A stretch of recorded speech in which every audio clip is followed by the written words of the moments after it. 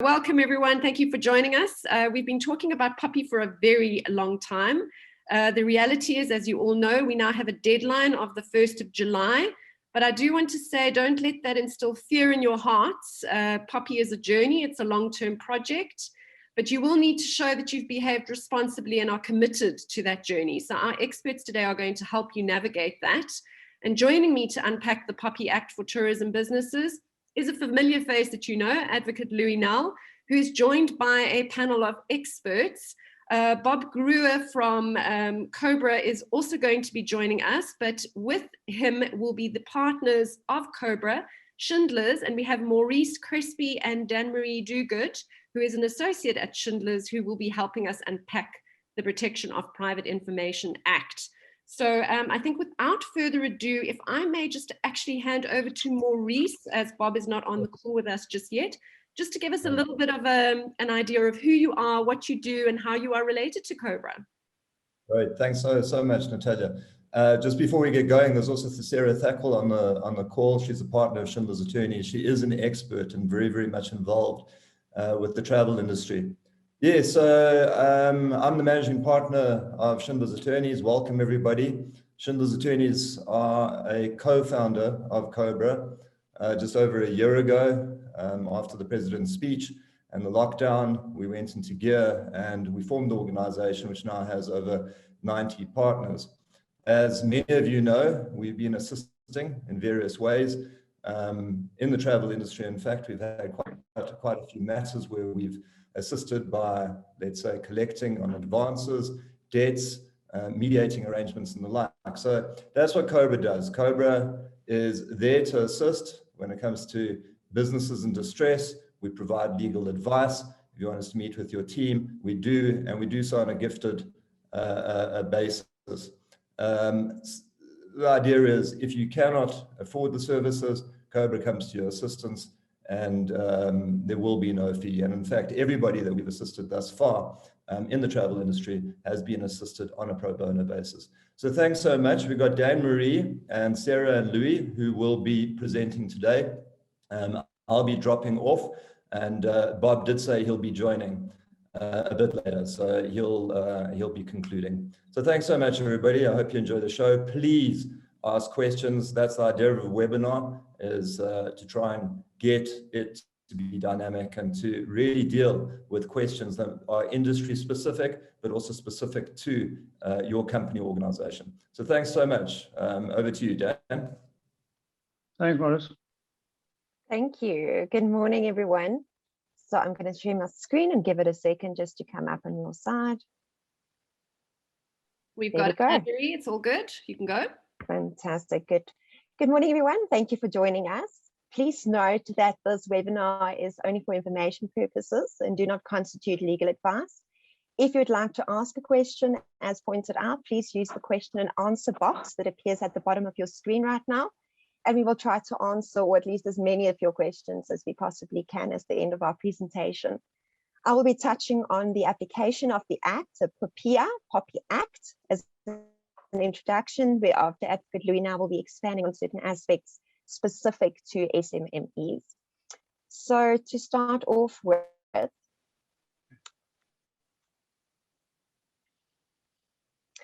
it's important to understand that the Act applies to any person or organization who keeps any type of record relating to personal information of anyone, unless those records are subject to other legislation which protects the information more stringently. It's therefore the minimum standard for the processing of personal information, and the term processing is quite wide. It includes collecting, receiving, recording, retrieving, or even distributing any sort of personal information. The Act will also relate to records which is already within your possession, which records any personal information. There's usually 4 parties within the POPI relationship, which we will expand on a little bit later. And first off, it's the data subject. So data subject is essentially any person whose personal information is collected or kept by a responsible party. Now, the responsible party, simply put, is anyone who's responsible for processing of personal information, whether it be in collection, safekeeping, destruction of that. And I think most of our listeners today will fall into this category. They must ensure that the integrity of every step taken during this process and must ensure the conditions and regulations of the POPI Act is always adhered to. As part of their duties, responsible parties must put in place also necessary measures that safeguard information against any possible internal or external risks and regularly update these safeguards to ensure up-to-date security. Where any third parties is utilized by the responsible party to process your information on his or her behalf, the responsible party have further obligations under the POPI Act. So just to pause there for a second, what that means is that if you use an operator, you don't actually out-contract any of your obligations. As a matter of fact, you create more obligations for yourself. Then the operator, so the POPI makes provision and applies to the distribution of information to third parties, will then process, so collect, store, destroy that information on your behalf, like a business. So these parties referred to as operators by POPI will process that personal information on behalf of a responsible party.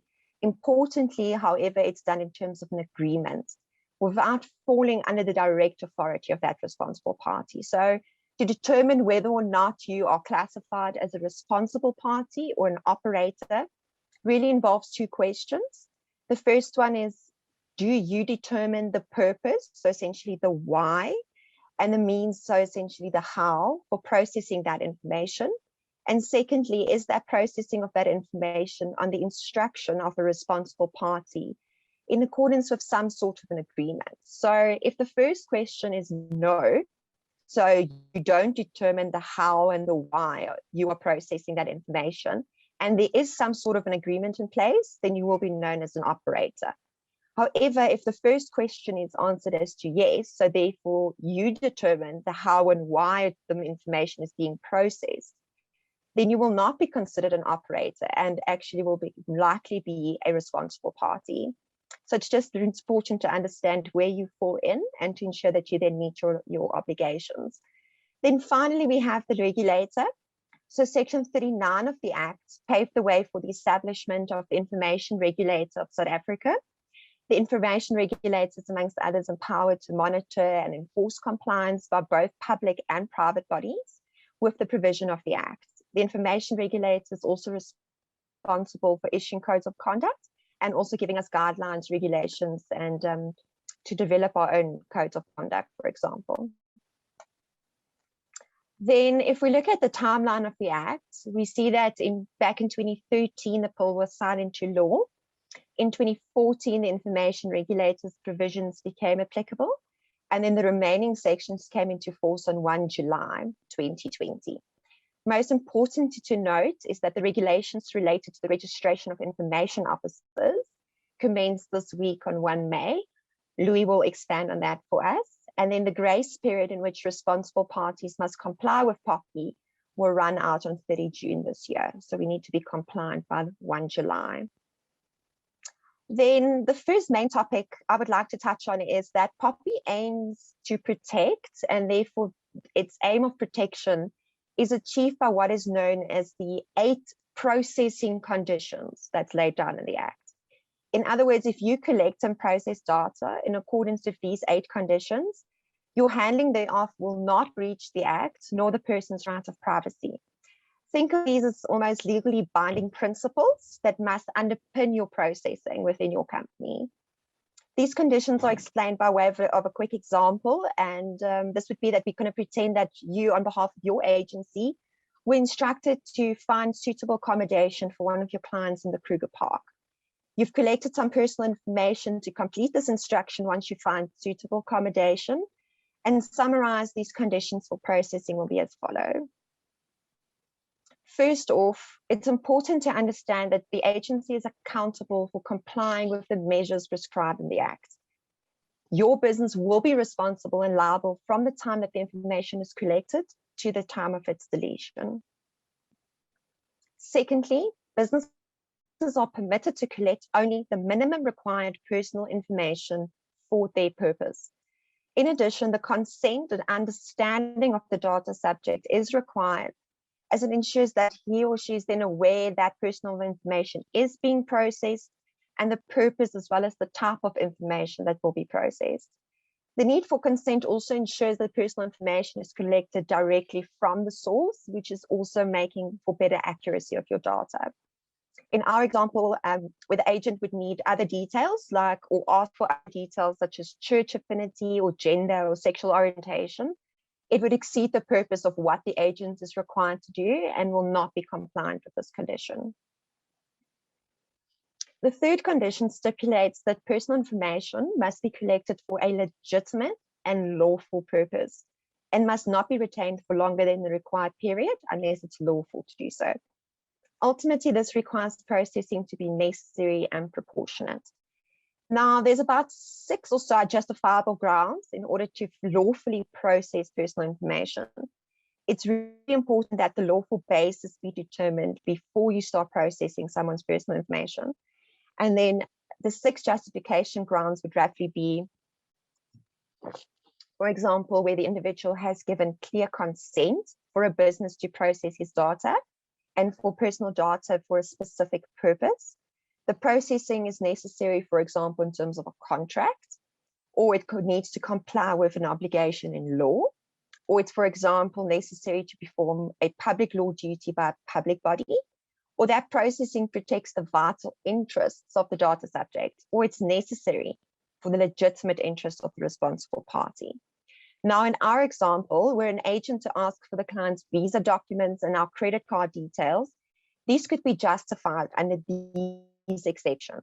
His consent will first be obtained as you would request, and then it will be legitimate in light of your transaction you are processing and to ensure that he is authorized to enter the country and you can cover your charges of booking. For clarity, we should bear in mind that POPI does not demand consent in every instance, and the processing may therefore take place without consent, for example, where processing is required in terms of law or to protect an interest, as I've just pointed out. Now, our fourth condition is that businesses are obliged to prevent the processing of information in a manner that's not compatible with the purpose for which it was collected. So therefore, it limits any secondary use of personal information for any other purpose than for what it was collected. This therefore prevents disclosure or transfer of personal information to third parties. In our example, where the agency keeps the email address or contact information of a client with the plan to provide it to a marketer without a specific request or consent to do so, this condition will be breached. The fifth condition relates to information quality, and it's expected that a responsible party must take reasonable and practical steps to ensure that personal information is complete, it's accurate, and updated where necessary. The sixth condition is openness, meaning that the personal information must be processed in a very transparent manner. I'm sorry, let me go one back. In a very transparent manner, and it involves informing the data subject of the reasons for collecting that information. In our example, the client must therefore be made aware of the fact that his data is being collected for purposes of reserving accommodation in the Kruger Park.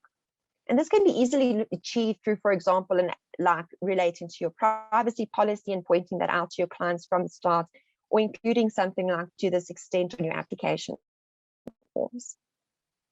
Then finally, the business must secure the integrity and confidentiality of personal information in its possession by taking appropriate, reasonable, and technical measures to prevent any loss, damage, or unlawful access to that information.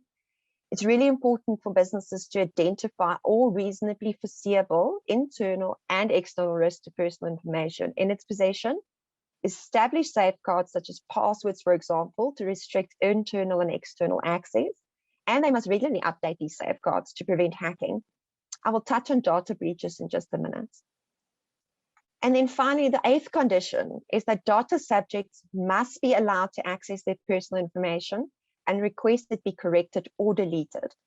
This participation process ensures that the data subject has some measure of influence over the processing of their personal data and also works to instill confidence in the business and the security of their information. Now, mindful of these 8 conditions, most information will go through a very similar life cycle. At stage one would gather or collect information, for example, when you conclude a mandate with a client. And crucially here, as we just discussed, is to collect only what is required, knowing the reasons for the information collected, ensuring you communicate with the client what the requested information will be used for. Key here is also to create, publish, and enforce your privacy policy, including with yourself and employees. Employees are really key. And finally, to request consent from your clients. If you'd like to direct market to them, which Louis will likely touch on for us later, or even if you intend to share the information with a third party, not directly involved with your agency. Now, stage two would relate to processing. However you choose to utilize and process personal information, you need to make sure it's safe and in line with the Act. I'm going to take a minute just to stop and speak to a data breach. Now, a data breach is not defined in POPI, but it can be loosely defined as the intentional or unintentional release of secure or private information to an untrusted environment. It's a security violation in which sensitive, protected, or confidential data is copied, transmitted, stolen, or used by an unauthorized party. Now, where a data breach occurs, there exists an obligation on you as a responsible party to report the breach, one, to the information regulator, and two, to the affected data subject. And then the notification must be made in writing as soon as reasonably possible after discovery of the data breach. And that notification must provide enough information to allow the data subject to take protective measures against potential consequences of that data breach. So, for example, if they have a breach of credit card information, you need to let that data subject know, who then in turn can let their bank know to monitor their account for anything funny. Now, at stage three, it becomes crucial to store personal information on secure platforms. As we move into a digital age, electronic records are more common, and we need adequate security measures for these systems. Only store what is required and rather destroy records once they become dated or not required. I pause to point out that in section 14.1 of the Act, it stipulates that records may be retained for longer than the retention if authorized by law. But since numerous laws mandate retention of different documents for different periods of time, it's sometimes hard to understand this. But if you look online, you'll also find the Chartered Accountants Institute of South Africa has a guide on retention periods for different laws. So that also helps sometimes. Then if we move on to stage 4, we come down to distribution. Now, only share personal information that's absolutely required to deliver on a committed service or contract. So for example, if I have to refer back to my earlier example, do not share any of that client's information with a booking agency that's not strictly required. Verify that you're sharing personal information with the correct people.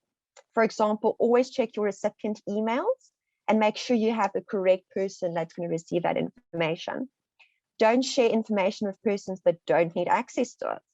Before sharing that information with employees, please make sure your employment contract has confidentiality clauses in it and that your employees understand your privacy policies and acknowledge that understanding.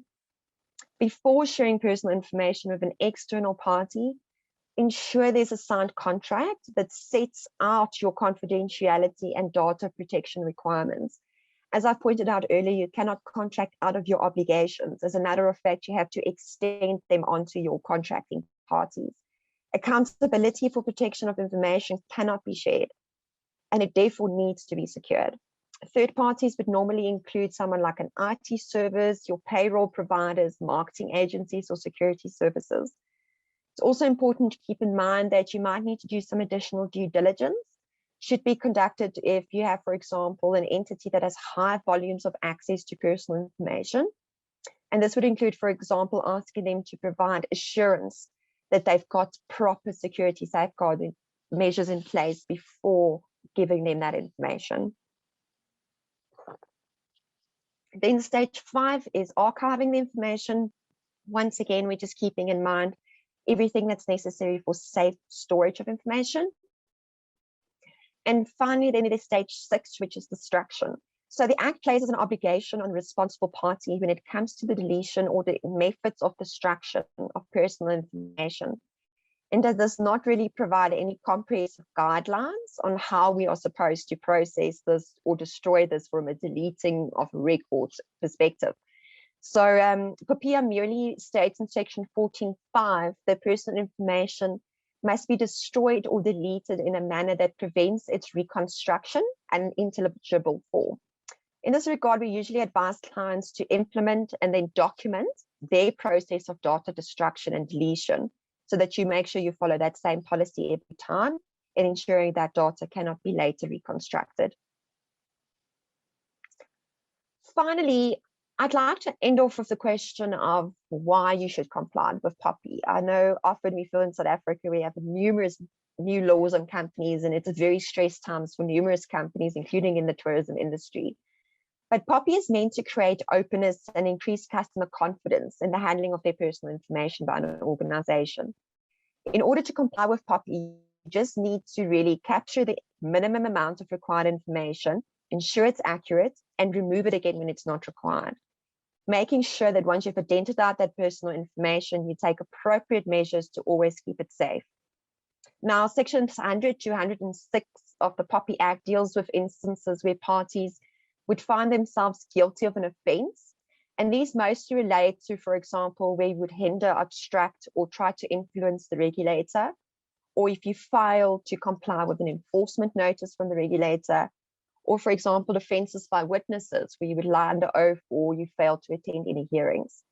Now, section 107 of the Act details penalties for different offenses, and they are essentially two legal penalties or consequences in terms of POPI, and these can range from a fine or imprisonment, and this can be between 1 million rand and 10 million rand, and 1 year up to 10 years in jail. Now, the bigger one really that we find is that you also need to be mindful of, if something goes wrong, is there to pay compensation to a customer or an entity for damages that they might have suffered if you didn't take any preventative measures with their data. Now, it's probably very unlikely that anyone will go to jail, and fines are very small compared to other countries and jurisdictions. However, there is more expensive penalties, and these include reputational damage, losing your customers and employees, and failing to attract new customers. And I think, therefore, for that reason, it's more of it's really a wider business decision for you to comply, not just a juristic act. And for that reason, I really want to thank you for listening to me and for taking the time to listen to us this morning, to speak to some of these aspects and specific to application to SMMEs is Advocate Louis now. So I'm going to hand over to him now.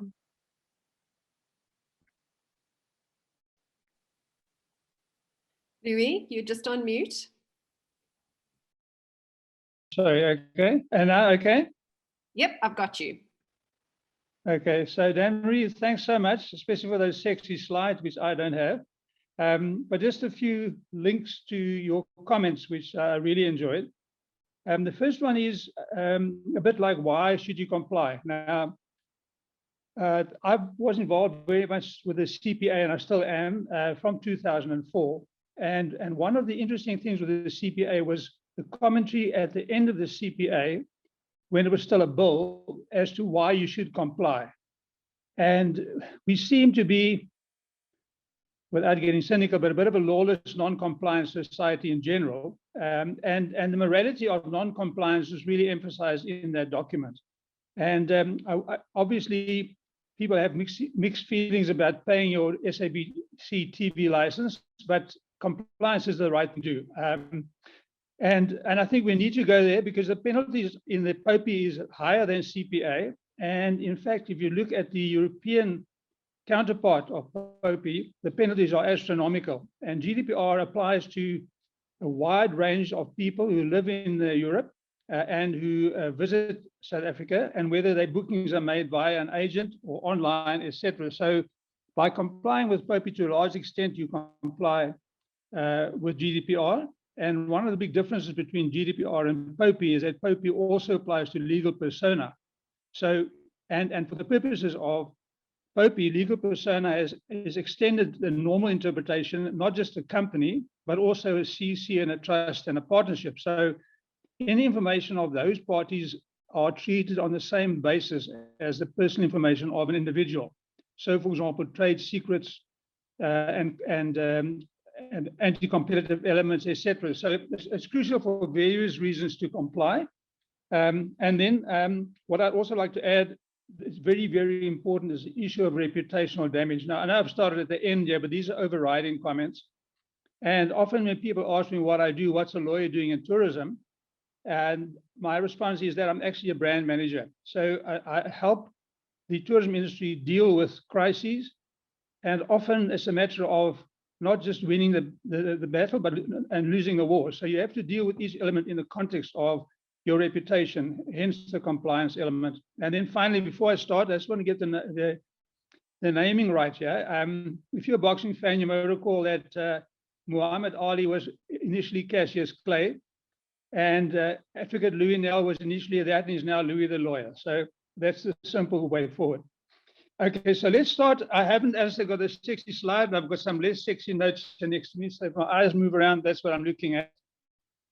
So the main thing with the Privacy Act, and I prefer the POPI. POPI is so difficult to pronounce, and it was changed because there was some confusion with other legislation that has a similar acronym. But the main thing is to understand that compliance, like the CPA, people were running around with chickens, like chickens with their heads cut off when CPA came around in 2010, and it was on April 1st, strange enough. And soon that anxiousness and dissipated, and consultants were charging big fees were put on the back burner. And the main areas of the CPA that was enforced with the cell phone companies and contracts like the ones with gyms, etc. But I think the Privacy Act is going to be slightly different because it's a much more sensitive area than simply compliance with the CPA.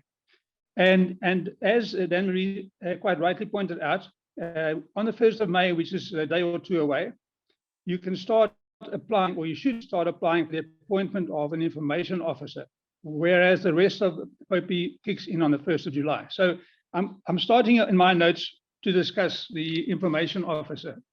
So the information officer is really going to be your go-to guy in the company. He's going to be the guy who puts things together and who drives and manages the compliance. So who is this so-called information officer, and who should he be? POPI refers to the quote unquote head of the business, which is defined in the Promotion of Access to Information Act, PAI. So I'm not going to give that acronym, it's a bit confusing, but I will allude to it later. And that head can be the CEO or the MD. But by the same token, POPI and the information regulator allows that party to appoint deputy information officers and information officers. So it's unlikely that the information officer, except in smaller businesses, will be the same person as the MD. It will more likely be somebody appointed by him or her. Now, there are certain requirements before such a person gets appointed. That person must be an employee. So, for example, you can't get an outside entity or person to be your information officer. He or she must come from a management level and must have the knowledge of the operations of the business. And consequently, once he's been appointed and he has that knowledge, he must be trained, which is the training per se is a requirement determined by the Act. And once he's up and running, he must report to senior management. I did allude to the duties when I kicked off this discussion of the IO, information officer. So he has to put together the whole plan of managing and complying with POPI. He's got to assist with the training of the staff, and ultimately he must report to senior management. So the compliance framework he puts together will essentially deal with all the issues that Dan-Marie has discussed and I will be discussing, and that will form the framework of compliance, which that person must drive. You can put together a team because it's very difficult, depending on the size of the business, to drive compliance of this nature across the board. And that compliance is crucial because if there is any degree of negligence, willful or gross negligence, and non-compliance, the information officer can be held criminally liable. So like directors of the New Companies Act, it is a fairly onerous appointment, and it must be taken seriously. The next item I will be discussing is the code of conduct, which also can be dealt with. Now, just before I carry on with that, I'm going to start doing a weekly series of articles on POPI, starting with the topics we're discussing today, and they'll come to SATSA members via Hanley and Natalia. And in those, because it's a bit difficult to give all the verbiage live here, I will include where you can find a lot of this information on the information regulator's website, which is quite useful. For example, in the case of the information officer, there's an outline of the issues you must comply with. And the next topic, code of conduct, the same. There's an outline or guidelines, so to speak, of what you need to do to register a code of conduct with the regulator. So as Dan-Marie pointed out, they will have one issued from that level, but you can also put your own together. And it was the same with the CPA, where, for example, organizations like SATSA and the like could draft a code of conduct and submit it to the Consumer Commissioner for approval. So the guidelines, briefly, which, as I say, you will find in the website details, I will send you, but is to deal with a complaints procedure. So like with the CPA, the code of conduct for POPI must have a detailed complaints procedure. And there are just a few guidelines that I want to highlight that appear in the notes of the regulator, and that is that it must be readily available. So, for example, it can be on your website. It must be in the famous Section 22 CPA plain language. So you may have to challenge your lawyers when they draft it and make sure you can understand what they've drafted for you. And it must spell out the 8 principles that Dan-Marie really carefully worked through for us earlier. And it must have timeframes. So you can't have an open-ended complaints procedure. And you may want to look at the complaints procedure of the CPA and work done by the Consumer Goods and Services Ombudsman, because there'll be a lot of overlap and similarity, I believe, with the complaints procedure. Then the next item on discussion from my side is the PI manual. So that's what I mentioned earlier, the Promotion of Access to Information Act manual. So you may be aware of that. It saw the light of day in 2002. And I remember at the time, the SA Human Rights Commission were running around all over the country fighting fires, and people were complaining like you can't believe it, which you probably know is a South African pastime. And they wanted postponement after postponement, and that act was postponed eventually until 2010, when they then said only big companies have to comply, but now everybody has to comply. And one of the elements that require compliance is the Section 14 manual. Now that manual is now going to overlap with the manual required by POPI. So let's start with the manual that you should have, because every business, as with POPI, every business from a one-man band to a 1,000-man company must have a manual. Now that manual must have some fairly mundane details like the address, the name of the company, registration number, where you can get the manual, is there a fee payable, etc. And then there are more general details in that manual, such as the Companies Act compliance, financial issues, tax issues, lists of clients. And then now will be added to that manual, so you can have a composite POPI and PI manual. The POPI manual, by definition, will address the purpose and processing of personal information, how that is being processed, who will be the recipient of the information, do you do any trans-border work, what sort of dealings do you have with parties outside of the country, what are your security arrangements, and how does a person go about if the company refuses to release the information. So the purpose of the manual really in 2002 was and still is to allow people a greater degree of access to company information. For example, there have been court cases where shareholders didn't manage to get the information they wanted at a shareholders meeting, and then they brought an application via the court based on the PI manual, and they managed to get the information. Then the next one is employees. Now, Dan-Marie mentioned that, and it's very, very important. A lot of companies loosely use the word my main asset or our main asset are our employees. Some of them don't live up to that expectation, but the bottom line is that your employees are crucially important, and by definition, your employees also have personal information. So to start with, you need to ascertain whether your business has another acronym, RICA. You may remember the act, more pertaining to cell phones, but it pertains to the information that is bandied about, and the monitoring and intercepting of information. So what that act allows you, subject to certain issues I'll disclose in a minute, and that is to monitor and access information of communications on your electronic data, be it a telephone, a computer, a laptop, etc. So you can only do that vis-a-vis your employees if you have their consent. So that same document you can now use as an extension for inclusion of the Privacy Act information, so that you can then ascertain their information and deal with it. But obviously part of that process is going to be to educate the staff as to what personal information of theirs you are entitled to process, how you process it, where it will be stored, when and where it will be destroyed if required, and it will now extend to things like writing a letter of reference or dealing with a employment placement company and so on. An interesting permutation that has come along due to COVID, of course, is the work from home scenario. And you may not be aware of the stats, but the Boston consultants did a survey, and it looks like 53% of people surveyed want to carry on working from home, which I'm personally very happy about. I'm a keen conservationist, and it means less impact on the environment.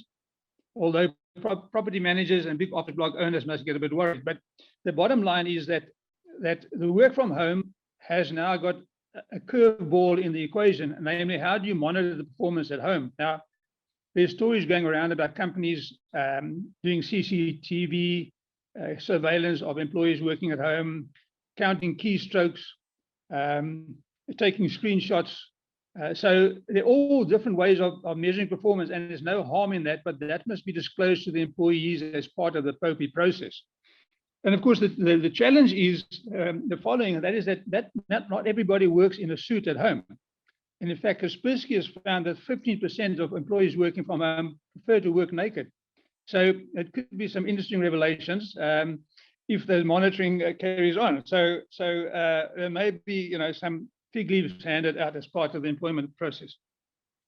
Okay, so the next one is transborder. Now, that was alluded to by Anne-Marie. So if you're doing any transborder business, whether it's the processing of business, for example, websites, etc., a lot of people have, for example, I know in one case, Dell computer, you phone for repairs, you're actually talking to somebody in India. So this is transborder business taking place, and let's face it, whether you're a travel agent or more the SASA type member, there's a lot of transborder business taking place.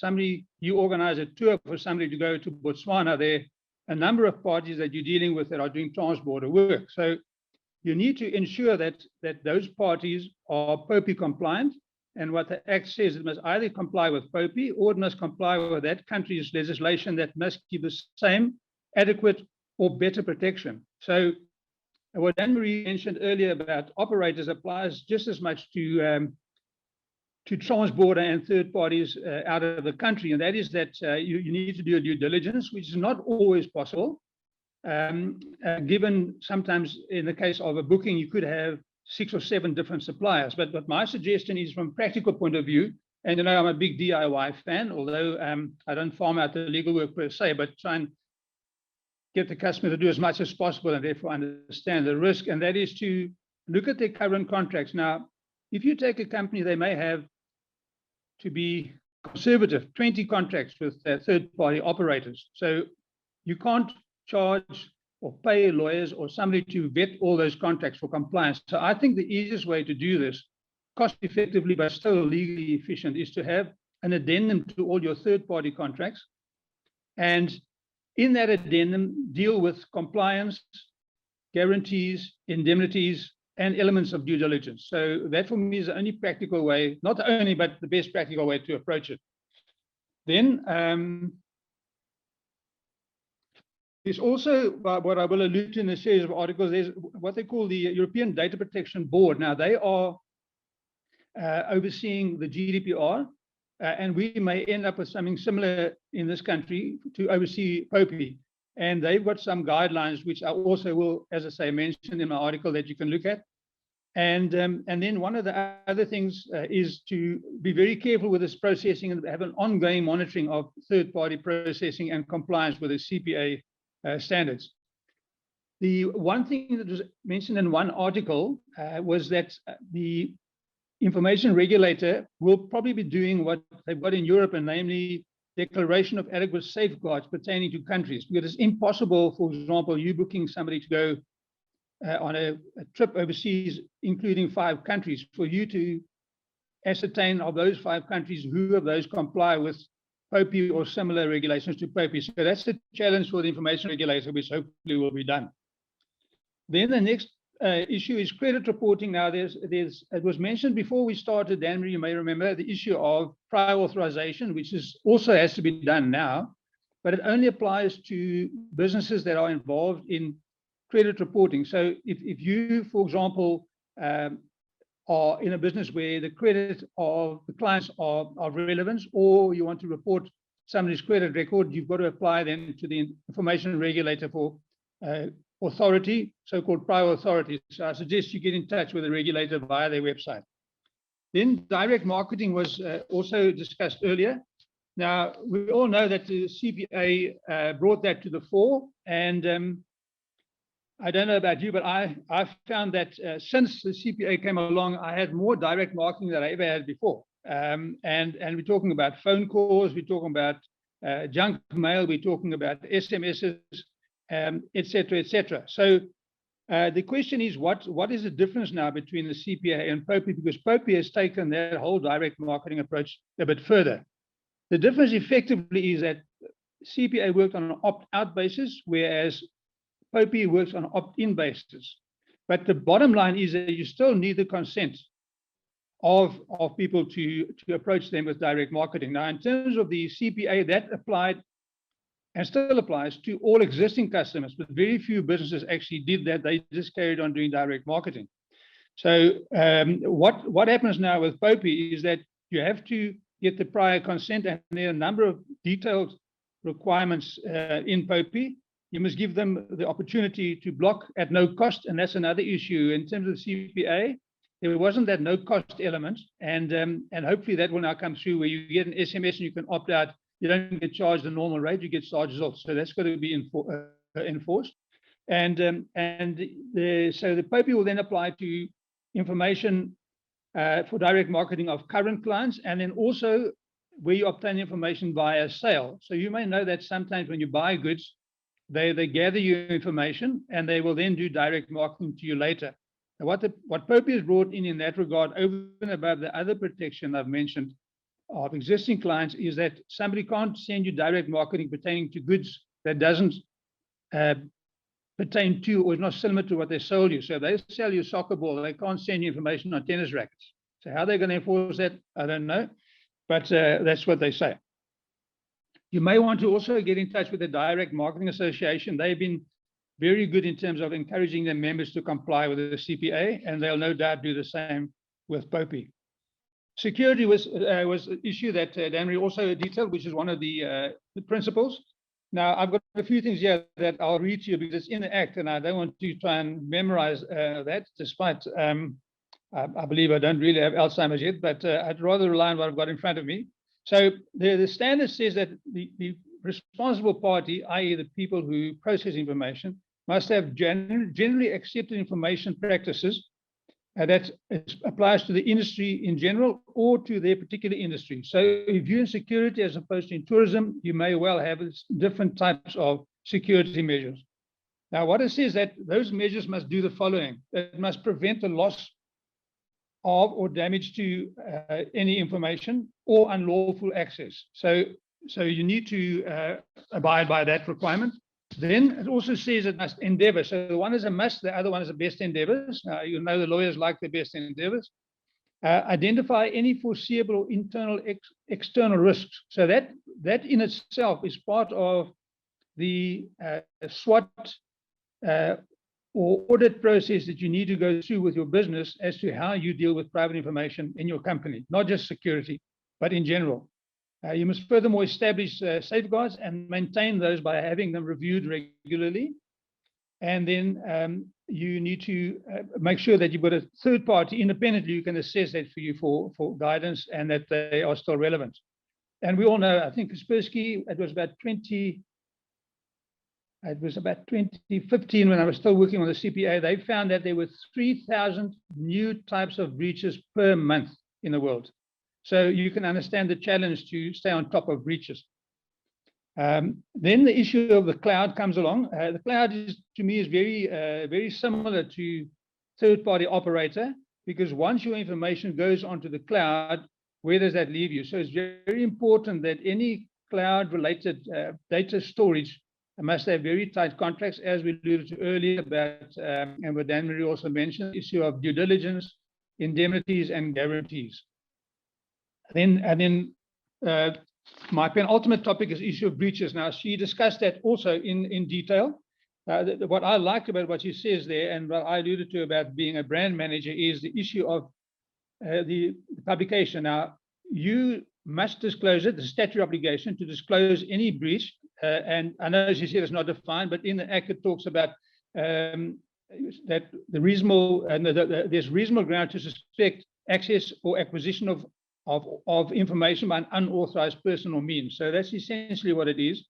Now, the danger is you can disclose it, and you must disclose it to in IR. You must disclose it to the data subject, but there's no contract between you and the data subject about confidentiality. So the next thing that's going to go, and we've seen the data breaches, has been all over Facebook and that from various companies. I've got a list of about 15 pages, from banks overseas to hotels overseas to everywhere. These breaches have become public almost instantaneously, and that's where the issue of publication is no longer something that the IR can request you to do. It just happens. So like Churchill said, and that's years ago, a lie gets around the country quickly, they can pull your pants up. But that's become history. It goes much quicker than pulling your pants up now with social media. So you've got to be very careful how you manage your security. And then finally, obviously, then you have to train your staff and make sure that they're on top of security. And then all these things we've discussed earlier, I've discussed, and we will be discussing, requires policies. Now, there are certain guidelines, again, that the information regulator has issued, but you're going to need policies pertaining to processing, retention, storage, and destruction of information, policies on how you obtain consent and the access you allow to the data subject, whether or not you are engaging third parties. All this information you are obliged to disclose to the data subject. Then you're going to have policies in place for data breach. And I know I dealt with a company, Simon Says is the name of the company. They manage brands and so on, and they told me, and I'm going back to about 2008, they then already had a prior range of press releases to deal with things like data breach. So you've got to be prepared and have the philosophy of turning a threat into an opportunity. Then there's the direct marketing and security. So all those things are going to require the best possible policies, and that is something that you may already have in place, or you need to take off the shelf and polish it.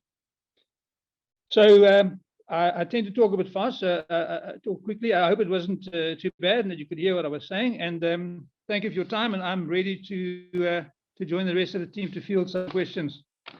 Thank you. We have quite a few questions that have come in, and thanks to Sarah and Dan-Marie who have been responding to some of the questions using text. I will just go through some of those as well. Just to advise, we have recorded the session and we will send the FAQs and the responses to everybody. So if you're feeling intimidated about, I'm not even going to go with the pronunciation that Louis has gone with, the POPI Act, you're in good hands, so don't stress. So I'm going to shoot some questions at you, Dan-Marie and Sarah. I hope you guys can hear me. And if not, we'll just shoot them at Louis. There you go. Yes, I can hear you. We get some water to get ready for this. Okay, perfect. All right, so I'm going to rock and roll through them. We're going to go through some of the ones that have already been answered as well, because they were really good. Ayesha has asked, when making international payments for services abroad, South African banks ask for name, ID, address, etc. of the clients that you are looking for. Do we need to draw up a confidentiality contract with our bank? Who wants to take that? Well, that's one of the exceptions. I don't know whether it's been answered or not, but that's one of the exceptions in the POPI Act, that it's a lawful function, and therefore you don't have to go beyond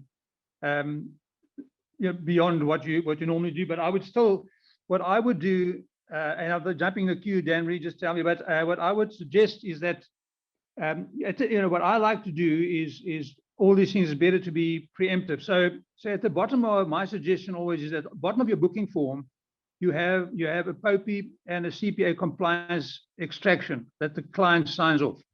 And that's the first point of departure, as far as I'm concerned, to protect yourself. And by doing that, you, for example, incorporate the exceptions. I think there are about 8 of them, generally speaking, in the first few principles as to what, for example, a court case. There was one recently now where privacy came to the fore in a court case, and a court case is an exception. In the court, personal information can be disclosed. And, for example, a public body performing a public duty, and so on. So I'm comfortable with that. Okay, Mignon has said, how do you determine when the information is no longer necessary? For instance, as a hotel or lodge, you keep information on guests so that when they return, you don't have to ask for that information again. And also, are you able to offer a better experience on their return as you know their preferences? So for us, this information is necessary in the long term, could be 5 to 10 years, depending on how often the guests return. I seem to remember from the discussions, you must only keep what you need to keep, number one. Less is definitely more, but how long are you allowed to keep that information that you really need to keep to be able to deal with that user experience? Anybody want to weigh in there? I don't want to hog the stage, but I can answer that. I'll wait for Dan-Marie to say something and then I'll chip in. So there isn't any prescribed guidelines in terms of POPI itself for any specific documents and how long you can justify its use for. But what is very important to keep in mind is that the longer you keep that information for, the greater your risk is yourself, especially if it's not a repeat and return client. If you're keeping that information for 10 years and that client only booked in once 10 years ago, you're opening yourself up to extensive risk to keep that information on board for 10 years and not really utilizing it and having any purpose for it. And it falls back also into that question of direct marketing that Louis said. Is it related to a service that was previous, and did this client consent for you to keep that information for those specific purposes, aka contacting them in future to ensure they have a personalized service to come back. And that refers back to Louis' suggestion as well, as to get a general privacy policy across the board and to stipulate to your clients very clearly what information you will store after they leave or after they book out, and how long for and what they will use that for. If it's only going to be for direct marketing purposes, it's, for example, a name and a telephone number. Doesn't need to be someone's ID number, for example, where you're already decreasing your risk immediately by excluding that information that might not be vital for that purpose of direct marketing then and there. Louis? Yeah, that's a great answer. Two things. The one is privacy policy, which I didn't mention. Thanks for highlighting that. I've seen, and I'm sure you have, and we all have seen privacy policies that go from 1 page to 30 pages. Now, there is no doubt in my mind that current privacy policies in general all need to be reviewed, because very few I've seen that, based on historic legislation, is adequate for POPI. And if you do the privacy policy carefully, you can do a lot of POPI compliance in your privacy policy. Then, as far as she alluded now to ongoing bookings, look, that's the name of the industry. We like client loyalty, and one of the reasons people keep information is, as you say, so they can provide ongoing excellent service and advise them of opportunities, etc. But I agree 100%. Only keep the key information. So keep, for example, the likes, dislikes, etc. You don't need such things as a passport, which is probably going to have to be renewed, ID number, and so on, in order to provide a good service. So it's under the heading of the one principle of further processing. So that further processing, as is the case with your initial processing, must be adequate for the purpose it's asked for. So I think further processing, if you think about it, as she's pointed out, further processing, you don't need the ID number, the passport number. You can have the age, yes, but you don't need the other technical data or credit card number, for example, to do further processing. And that's where you may fall foul of the act if you keep, as he says, excessive processing information. And there was a case now in Europe of excessive processing of information of employees, and there was a massive fine. So it's a highly relevant issue, and you've made some very telling comments here, Dan-Marie, and I think for a non-tourism person, you've done well. Maybe you can start a travel agency in your spare time. Okay, you heard it. Less is more. Only keep what you need to keep and make sure your customers know what you're keeping and what are you going to be using it for, to summarize. Right. You're talking about privacy notices, Louis, and I know that when someone asks me about privy notices, I say just Google and see what privacy notices exist, especially for Europe because of the GDPR. where could we get a model privacy notice that could be used on websites? Yours truly. I got a bit of free advertising. Now, you know what? The main thing is just to have, as I say, I've got cryptic wording that I suggest is used at the bottom of your booking form, because I've written this article. I'm actually going to send Dan a copy. I've forgotten, but the 7 tiers of indemnity. Okay. Now, the 7 tiers of indemnity is all about the indemnity per se is not enough. The indemnity starts with a customer briefing, and the customer briefing precedes the booking form. So my advice to customers or clients is that the booking form and the customer briefing is crucial. So to have as much detail as possible in your booking form, vis-a-vis privacy, marketing, liability, so that you off first base, you've covered yourself. So I'm not saying have a complete CYA approach, but by having all those things out in the open early on, you get agreement to all of those elements early on. And we all know when a booking is still sexy and people are excited, they're willing to sign anything. So get them to sign those things in the beginning, and then don't try and bring it on board later. So a privacy notice essentially is just for me, a short compliance with the essence of those 8 principles. Okay, does a booking agent or broker have to have an agreement or contract with a third-party supplier like the lodges they use within South Africa and in other African countries? Do they need to have an agreement or contract? Dan-Marie, you can chip in a minute, but I can tell you now, this question is a POPI Catholic. I mean, it is absolutely crucial. And I, by definition, 39 years later, have seen some very interesting T's and C's in this tourism industry of ours.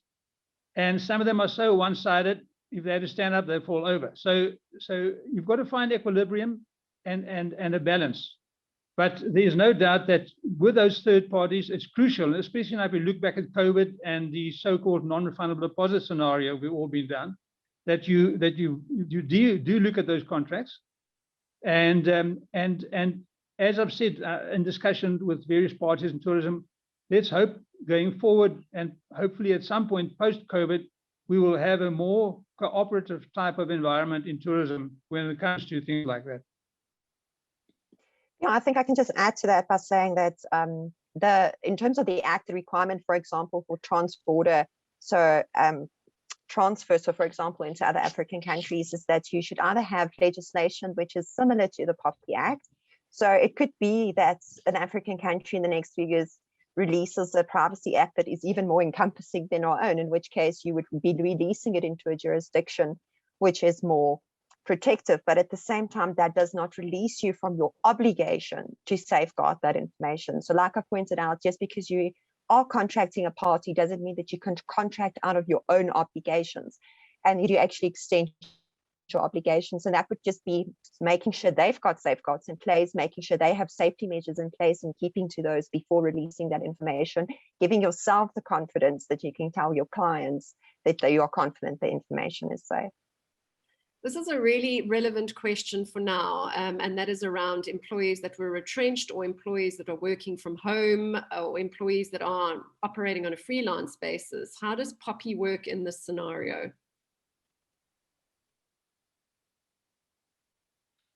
Dan-Marie, maybe you must kick off on that one because it's not really travel focused, and I'll give some response as well. Yeah, so employees is a bit of a tricky one because one, it's a two-way street for me. First of all, you need to make sure your employees' information is being treated in terms of POPI. So all of your employees' personal information that you have on file, make sure that you meet all those requirements to keep their information safe, that you only keep what is really necessary. And then from there on to move on to the other question of just how do you treat with your freelance employees. It really is crucial for you just to review your contract with employees for those two-way streets, because one, you can place a provision in that you are authorized not only with legitimate interest, but now under contract to go and process the information, them giving you that consent to process their information. And then having a second leg, which says that you will keep your clients and customers' personal information, safe. Whether you freelance or not, I mean, in our industry, non-disclosure agreements are extremely common. It's something we hold on to even with clients at times. So work yourself into then a privacy policy with your freelance employees, alternatively work it into their freelance contracts, just to say that, you know, and define your information. I think it goes beyond POPI personal information. Protect your company adequately with freelance employees and employees working from home to have safety measures in place at their homes under contract for this information. If your employees is dealing with really sensitive information that shouldn't be laying open even in their homes, for example, then they need to be made aware of this and then having some sort of policy to fall back onto to get some enforcement behind that as well. Louis, I don't know if you want to add to that. Yeah, that's a brilliant summation. I agree 100%. Firstly, there's no difference for me between what we mentioned, discussed earlier, the operator and the transborder guy and a freelance person. You need a very tight contract. That's number one. Number two, you need to make sure that you've got all the things we spoke about earlier, due diligence. Who's the freelance guy? Where does he come from?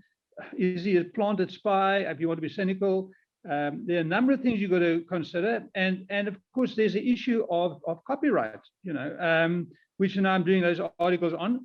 And so for me, a freelance contract is whether freelance or whether he's just designing your website, or they're all the same for me. You need to deal with all the protection. And then, of course, now with the POPI, which is the topic we're discussing, the POPI protection, and also for GDPR purposes. So, and especially, I agree, 100% information lying around or on a phone somewhere, or sending a message to a friend about the business you're doing, you need to be having, I mean, nothing is watertight, as we know from the Titanic, but you need as close as possible to a watertight contract with any of these parties.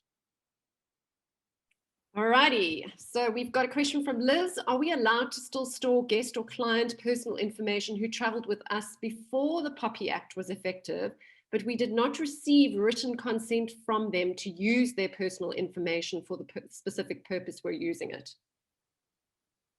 POPI. No, sorry, Liz. Okay, how different would our websites need to be set up for POPI from what we did for GDPR? How do they differ? Well, I'm going to jump in here, Dan-Marie, because I mentioned it earlier. The key difference between the two is the one you're going to feel in your back pocket. The fines are astronomically higher. And secondly, GDPR does not include legal persona. So companies, trusts, CCs don't fall within the ambit of GDPR. But you must understand that, as I say, when you have GDPR applicable, there's a lot of homework you've got to do. So it's not something you can gloss over, saying, well, we're doing POPI and therefore we don't have to worry about GDPR. If you are dealing with EC or EU-based companies and individuals, you're going to have to be circumspect. Okay, as an establishment, are you legally obliged to collect a copy of ID or passport on check-in from a client? If so, what do you do if the client refuses? And how long should you keep the documents if they don't refuse? So I cannot comment on the obligation. Yeah, I think Louis can maybe comment on the obligation for an ID. Look, that topic has come up at some of the SATSA chapter meetings, and so there's no doubt if there's a statutory requirement, and that's one of the, we mentioned earlier, one of the exceptions for POPI is if you're complying with a statutory duty. So, for example, if there's a liquor law or something that says you've got to take a copy of the guy's ID, well, you know, he's got to do it. He's got no choice, or he's going to have to find a hotel who's willing to sail close to the wind. But the bottom line is, yes, you've got to take it, and we've seen it, you know, when you drive into a block of flats or into schools, I often ask the guys, long before, probably in 2015 already, started asking, well, what happens to this information? Because can you imagine that guy is a source of information for nefarious practices deluxe? So they said, no, they delete that information when you leave. But recently at the one school, and I won't mention names, they actually caught some of the buggers who came in and broke into the school by virtue of keeping the photos of the car. So it's a bit of a, you know, 6 of one, half dozen of the other. But in essence, the purpose of taking the ID number is for security. So I would say the person has left, and I think these guys are quite good at assessing the person's appearance. If they want to keep it for 24 hours for possible, you know, nefarious practices, that's one thing, but I think that's a maximum extension. And the general sort of innocent looking person like Dan-Marie, once they drive out, you've got to destroy that ID. Dan-Marie, you're an innocent looking person. I look innocent. Okay. If your company only deals with inbound tourism, mostly from North America and Canada, the company is subject to the Originating Country Information Protection Act. Is that correct? The company is going to be POPI compliant, but essentially it does not apply to our clients specifically. They are covered by their Originating Countries Act. That's what Candace is saying. Is that right? So there's actually a lot of criticism against the USA, against their lack of privacy policies or laws. They've actually fallen quite short of international practice to be creating these things. Believe it or not, we are actually in the front line of policy international law. So, and America is very behind on that front. So we've actually been encouraging our clients that deal with American companies to be extra careful with their transporter agreements to make sure that they've got something concrete in place, because they do not have any privacy laws on that side. But this also falls back to the GDPR question, because if your client, for example, is from Europe, you will have to meet those requirements, as you said, from the country of jurisdiction and origin. But at the end of the day, with all like international travel as well, it's always important to try and be as compliant on both sides at all times, regardless of what transaction is taking place. It's better to make sure you meet both jurisdictions' requirements, and you always know that you're in a better space. What about mailing lists? So if you have a huge mailing list from customers who've signed up from outside of South Africa, what happens? Basically, how do we ensure that we are compliant with mailing lists inside of South Africa and outside of South Africa? Louis, do you want to refer back to that point you made earlier about direct marketing and mailing lists? Look, the thing with the mailing list is that's one of the things the CPA started with trying to cut short. And I think POPI is going to take it a step further. So I can't give an educated reply to that answer, because I haven't seen that before, but it was a big issue with CPA, and that's now 10 years ago it started. And I think it still is. So mailing lists are something that both these statutes we're trying to cut out of the equation. And I think it's still the approach.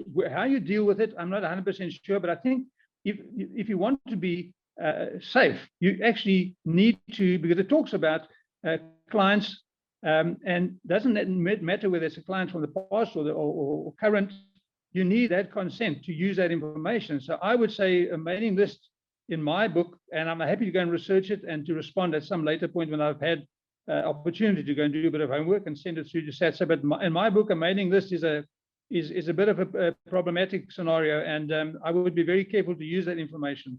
And that's been my advice to clients the last 2 or 3 years. Be very careful with mailing lists. Yeah, we've had a few questions around having to send another opt-in to get clients, to get their clients' permission. So I think that that does bear. We've had 3 questions, so I think we should actually look into it a little bit more, Louis, and I'm happy to lean in. I'll do that. I'll share it with Dan-Marie, and then we can do something if that's okay with you, Dan-Marie. Yeah, definitely. I think, as Louis said, he is going to release a series of articles, so maybe we can dedicate an article specific to the topic of how to prepare yourself in that situation best and how to deal with it best. Yeah, definitely. Darren, hi Darren, long time no here. Has an interesting question. He's based in Eswatini. He does not have an information regulator. How would he register himself as an information officer, or are there some steps that apply to South African-based companies only, and certain other steps that would apply to non-SA businesses? Look, if a business is doing, if a foreign company is doing business in South Africa, they've got to comply with POPI. Okay, so it applies to the information of individuals and SA companies. But if a foreign company is doing business in South Africa, they must deal with information within the ambit of POPI. So I read one article this morning, in fact, which says if you want to process information without complying with POPI, establish a company in a neighboring country. So that's a cynical take on it. But if you want to process South African information, i.e. individuals or South African companies, you need to apply with the information regulator to appoint an information officer, if that answers the question. Yeah, I think it does. Thanks. A question from Linda. When we recently changed directors in the organization, a non-profit company, the bank asked some really inappropriate details of the new directors, which are not signatories on the account. I refuse to give them some of this as I feel it would only be used for spam. For example, landline number, cell phone number, email, preferred method of contact, employer address, industry. Geez, like DNA maybe, Linda? Wow. They say they have a right to get this information, but I strongly disagree. They do not need this to conduct business as our banker. Am I correct? Look, Dan-Marie, I'm going to jump in here quickly and leave it to you, but I think it goes back to the principles that Dan-Marie clearly spelled out, processing and further processing. And I would turn it around and say to the bank, give us the detail on maybe list the different elements of information and why each element is required for the information that's being processed and the process that's involved, or transactions involved. Absolutely, Dan? yeah, it just refers straight back to your rights as a data subject. And therefore you can express your rights as a data subject to say that you are entitled to know what purposes that information is being processed for. And thereafter, if they then step outside of that scope of what was given to you, are fully entitled to request for them to delete that information immediately. I think overcollecting. You can even yeah, carry on. Sorry, you can even go one step further and say to the bank, can I please see your privacy policy? You know, and your POPI policy. Yeah, I mean, I'm thinking about over-collection now just in terms of track and tracing, the extent to which restaurants, for example, who are collecting ID numbers which are not required, essentially, to track and trace me. So that information, what are they doing? How are they storing that information? How will they destroy the information? Does anybody have any idea of what actually they should be collecting and what they are doing with the information and what will happen once the state of disaster ends? So I think it's use common sense, you know. Just use common sense for, sorry, Danny, for the information, for the process that's taking place. I think it's common sense what information should be reasonably required. And if it goes beyond the common sense element, I think you can question it. Sorry, Danny. Exactly, yeah, absolutely. I mean, I saw in the comments that there was a question relating to COVID and COVID information specifically, which is collected. And in this regard, I'd like to refer everyone to our Shinda's website. We actually have a law library there that has a few COVID specific articles. And one of those are just with regards to POPI and COVID and how much the National Health Act allows for this information to be collected. So just to touch on it very briefly, the National Health Act states that all patients have a right of confidentiality, but then they also need to be limited in terms of other acts. And the National Health Act makes an important exception to the general rules of, and then it sets out in the POPI Act that the HPCSA guidelines, and if the non-disclosure of a patient's medical information would pose a serious threat to public health, then the medical information must be disclosed. And that's the gap that has also provided for this. So a healthcare professional should first attempt to obtain your consent regardless before a disclosure is made. But if this is not possible, the disclosure should still be made and to try and track and trace you. So this is how the Department of Health can, for example, release statistics on infected persons, such as a 48-year-old man in the Western Cape traveled to Dubai, because this data gives us vital information about location, age, gender of that infected person, how they contracted it, without infringing on his right of privacy by releasing his name and his ID number. So it just comes straight back to those 8 conditions of what is really justifiable, necessary, and proportionate to what is really required at the end of the day. With your COVID information that you're collecting, it's for a legitimate interest and reason. So all that COVID information, have you been traveling? You've been traveling to, it's not unnecessary information. It all has a legitimate purpose. And then that information needs to be shared on should something happen. For example, if you test positive the day of your travel, and then that information being shared on with the Department of Health, for example, without their consent would not be an issue, because it falls into those exceptions of having to meet a lawful purpose, another lawful purpose. I assume, though, once the State of Disaster Act is removed, that requirement will no longer be a requirement, hopefully. Yeah, I think it really comes down to how far can the legitimate interest stretch. If people still need to be tracked and traced, it'll never go away. So it's an interesting one.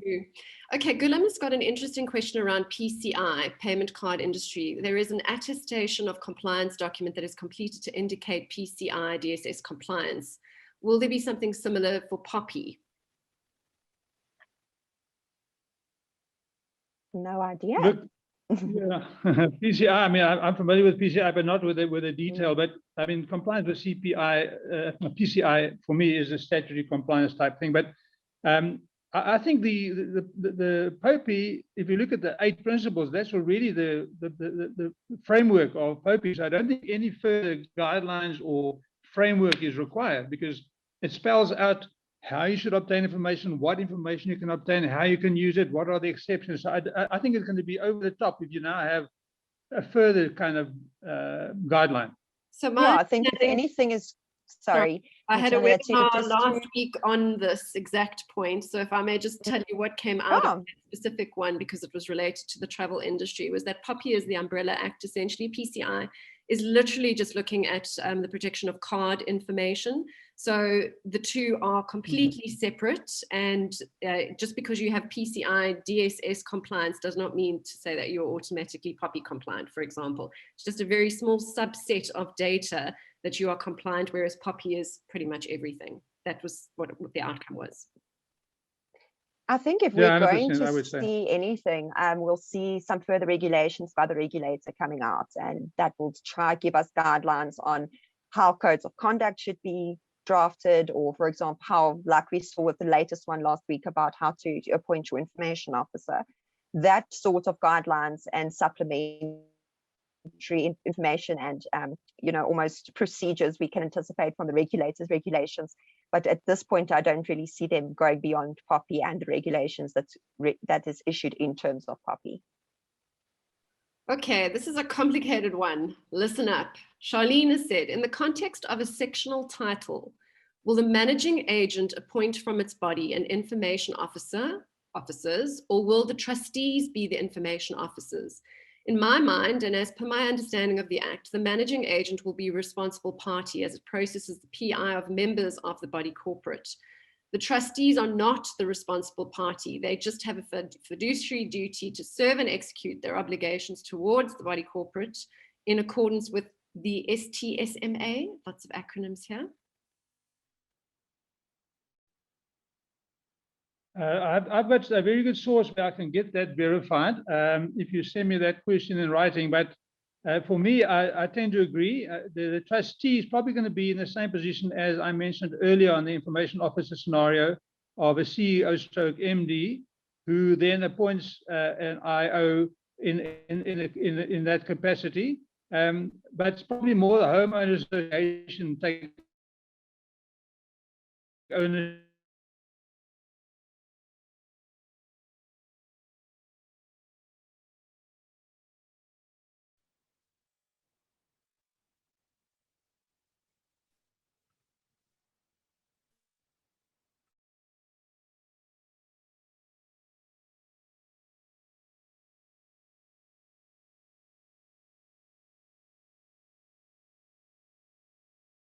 On 1 July demanding your policies and procedures. So in this regard, if you at least make a very conscious effort to start having these things in place and have the bare minimum in place, so security safeguards and some strict policies just between yourselves and internally on how you're going to be compliant with POPI, that's already a step in the right direction.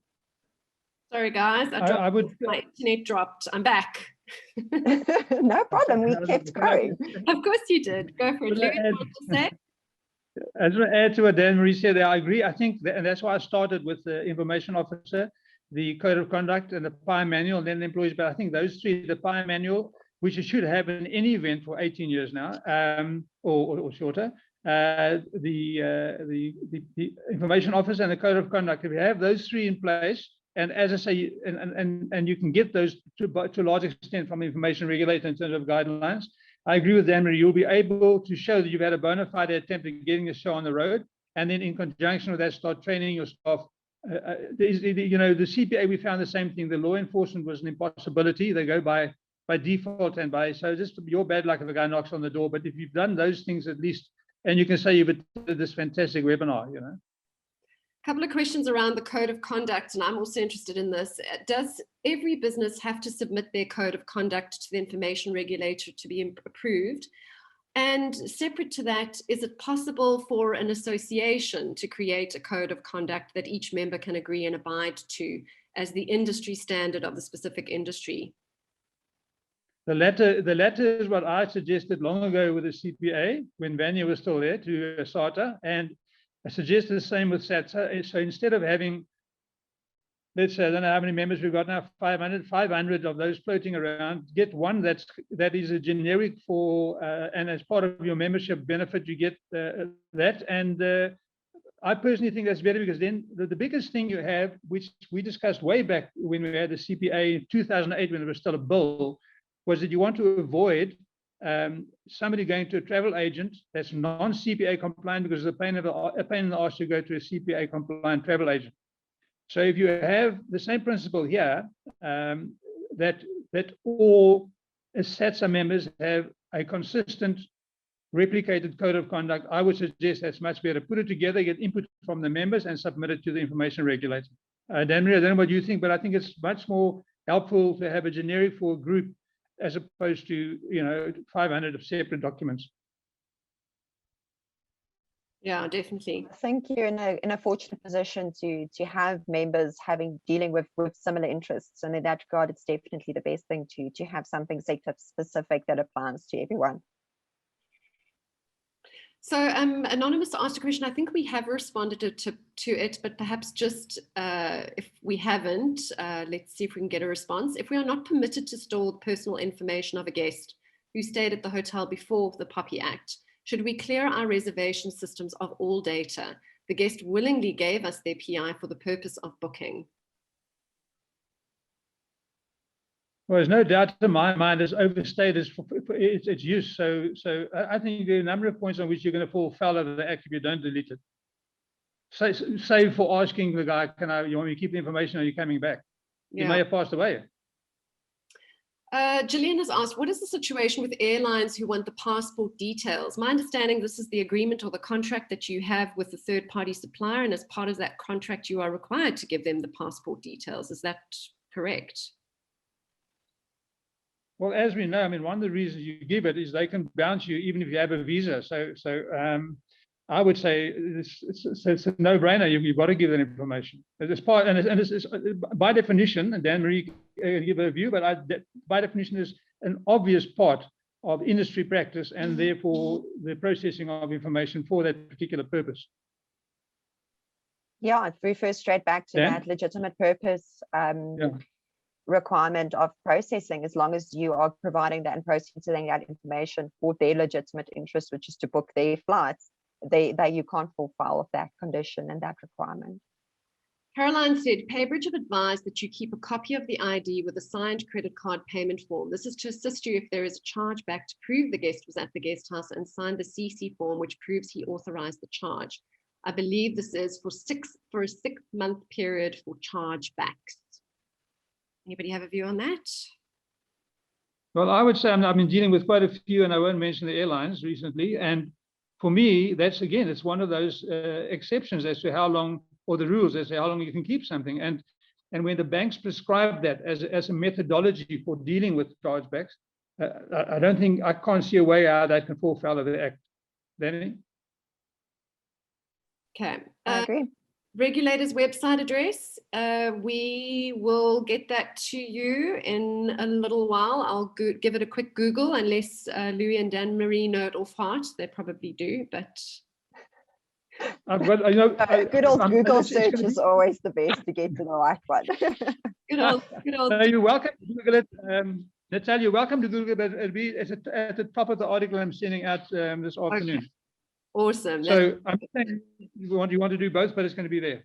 No, it's fine. We'll send it out with the article. It'll all be good. I'm just having a look to see if there are any questions that were answered by Sarah and Dan-Marie while we were talking. Okay, we've responded to that. When collecting a visa, are we allowed to draw a client's birth date, i.e., and use this information to send a birthday wish? Sarah has said no, not unless you have the prior consent of the data subject. Is a data breach also if a consultant leaves our business and takes her repeat clients' emails or contacts with her? Sarah said this is not necessarily an automatic breach and will depend on the particular circumstances of the case. We haven't really spoken about data breaches a lot, but I know, as small businesses in tourism, we are particularly vulnerable to data breaches. So yes, we're talking about sharing information and storing information that is under our control, but what happens when there is an information breach? That is not essentially in our control.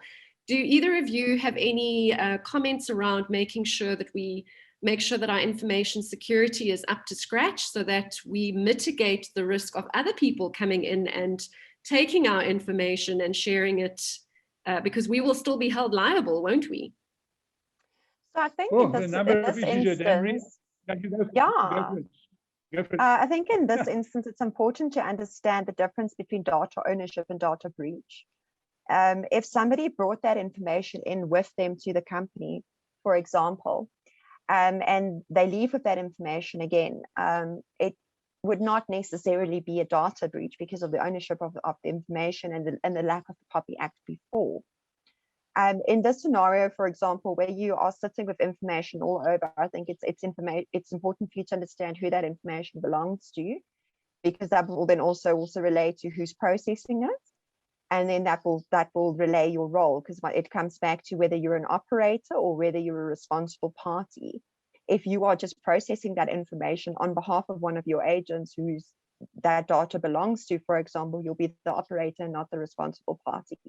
So it's just important to understand your role, and then to also understand that a data breach refers specific to any sort of data that has been released unauthorized into an unsafe environment. So in that example, it would constitute a data breach if it left there without any authority and the client never consented to that person having had that information. But by the facts, or the very short facts given, it sounds more like you first need to determine the ownership of that data, determine your own role, and then determine whether it's been a data breach. So like Sarah said, it's a bit circumstantial. And it also comes down to understanding where your data is and who's managing it, who's processing it, and where it's going. I just want to add a few things there, Dan. I agree 100%. Just want to add a few more caveats. The one is you'd have to look at the employment contract. Secondly, look at there's restraint of trade. Thirdly, there's the issue of unfair competition. I'm not saying these are answers. This issue you have to consider. And then fourthly, there's been case law, and I don't know how recent it is, whether it's still valid, but that you can leave with what you've got in your head. So those are things that ad hoc and per case you're going to have to assess, but those are factors that I think come into the equation when you ascertain, as Dan-Marie rightly pointed out, the difference between ownership and breach and what you brought into the company. But looking back on the set of facts that occurred, I think you will look at these other elements I brought in, which, as I say, I'm not an IR labor guy, but those are things that I've come across. Okay, I think we have reached our time. I want to thank our panelists for joining us and unpacking everything so well. I know I learned a lot. And as I say, we have recorded this and we've got all your questions, so we'll definitely share the questions and the responses with you so you have access to it. I also just want to say on behalf of Bob Gruer, who did join during the session, but we were captivated with the POPI Act, so he didn't have a chance to say hello, that anybody who is struggling with legal, financial, or operational channels can please reach out to COBRA by visiting the website www.cobra.org.za and completing the Contact Us form. So my thanks to Sarah, Dan-Marie, and Louis for sharing all their insights today. I know it's a complicated topic, but it's a journey. You just need to demonstrate the fact that you're committed to going on that journey. So don't procrastinate and hide underneath your bed. Start working on getting your POPI house in order. Thank you, everyone, for joining us, and we'll see you next time. Cheers, everyone. Thanks for listening. Thanks, everybody. Thanks, everyone. You. Cheers.